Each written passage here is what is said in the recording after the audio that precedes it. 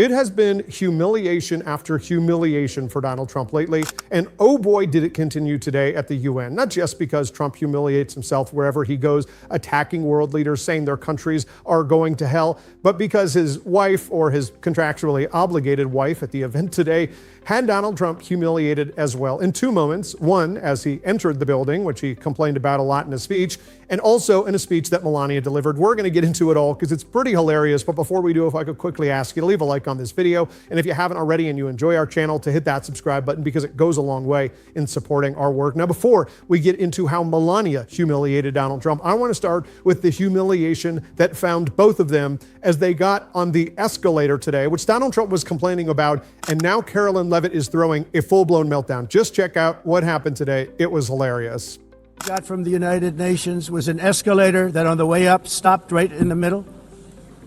If the First Lady wasn't in great shape, she would have fallen, but she's in great shape.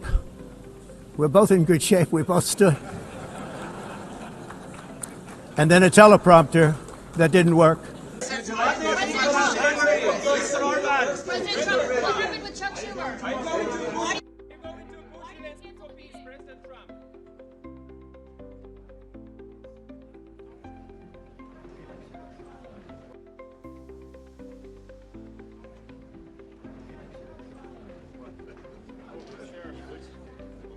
President Trump. Schumer.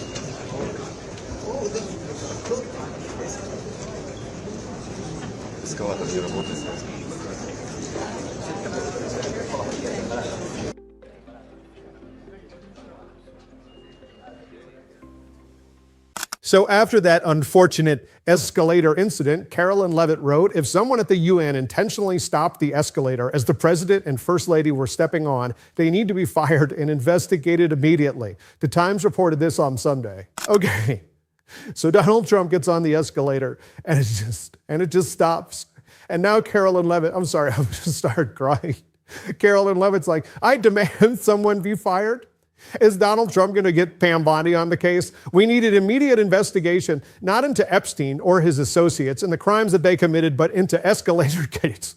Like, what is this administration? It's laughable. They are just so stupid. This is a complete embarrassment. Donald Trump wants to portray himself as the big, strong, tough guy, but he is just so weak. And we saw that today when, after getting his feelings hurt by Putin, he decided to make a 180 on his foreign policy. And thankfully, and hopefully this holds up, but it is important to take a look at what Donald Trump said about Ukraine and how it relates to how Melania humiliated him. Taco Trump reveals humiliating about face on paper tiger Russia. Donald Trump has branded Russia a paper tiger and declared that Ukraine was doing such a good job on the battlefield it could defeat Moscow with the help of the West. And a stunning reversal of his push for Ukraine to make concessions in order to end the war with Russian President Vladimir Putin, the U.S. president now says that Ukraine is in a position to fight and win all of Ukraine back in its original form.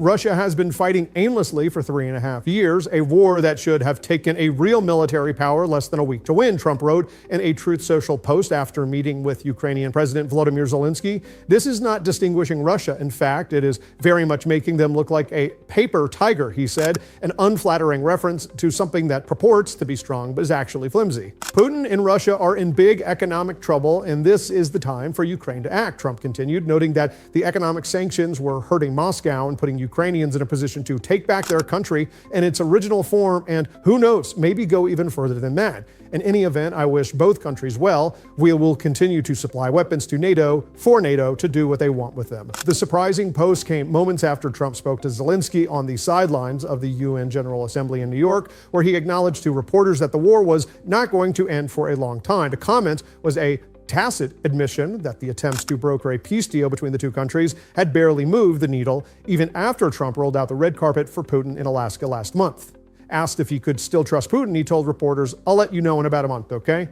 So Donald Trump, the supposed big, strong, tough guy, has completely changed his position, either because Zelensky played him or Putin hurt his feelings, or one other option, Melania. And she gave a speech today, along with comments that she made months prior, that really show maybe why Donald Trump changed his mind.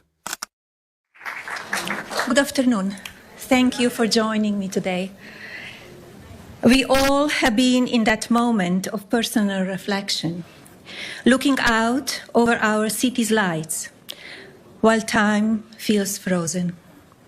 Behind each flickering light is a family at home, where parents work tirelessly to unlock brighter futures for their children.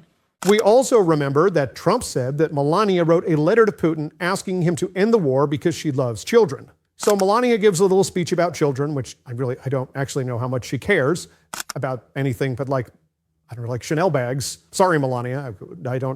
I guess I can insult your intelligence. You're married to Donald Trump. That's kind of a stupid move. But then Donald Trump does this about face. Is it his wife pressuring him? Is he seeing the foreign policy? I don't think so. The main important point to me in the Trump post, in which he was talking about his change in position on the war that now I guess he will admit that Russia started, is that Trump says, I've now been educated on what's going on. You weren't paying attention the past 3.5 years, man. You just locked in. You've been talking about this the whole time, and you just now understand the economic and military conditions. But it seems like Melania is the one who's changing his mind, which is like a little humiliating that he didn't understand what was happening before.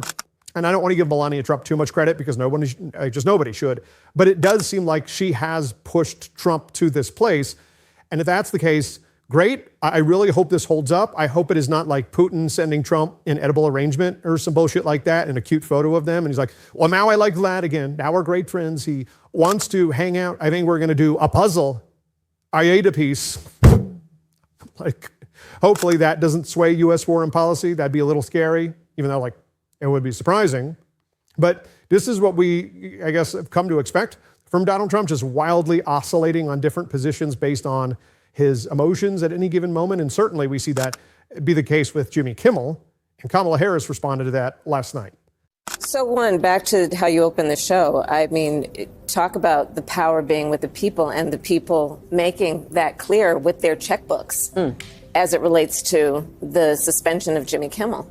We saw the power of the people over the last few days, and it spoke volumes, and it moved a decision in the right direction.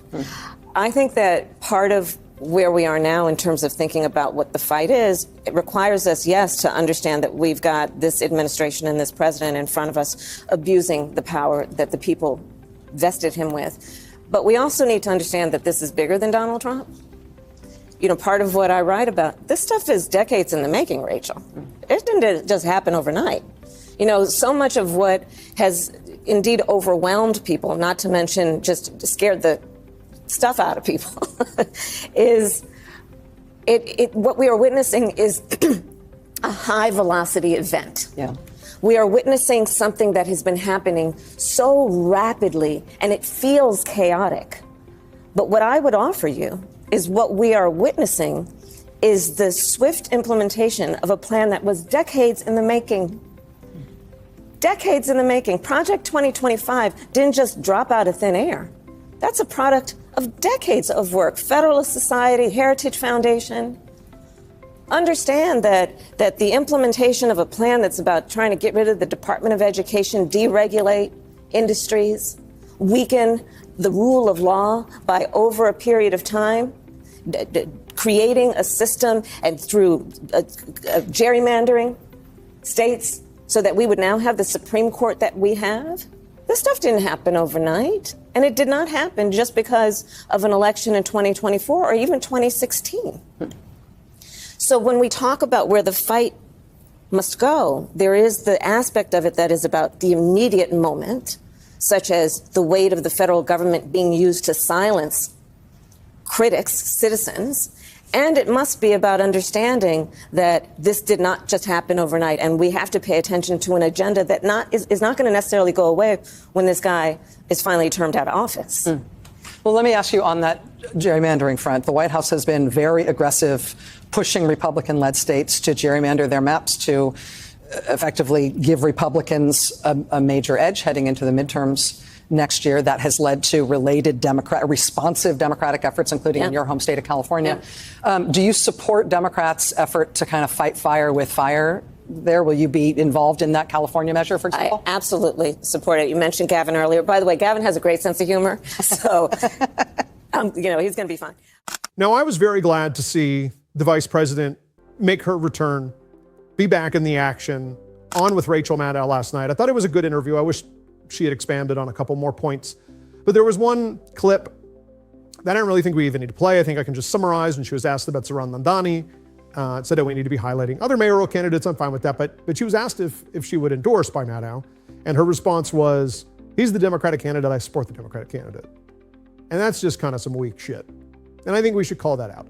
I think that the vice president writing a book in which she says, I should have had more foresight and I should have pushed for Joe Biden to step aside earlier so that maybe we could have had a primary or prevented the disaster that was the end of the 2024 campaign.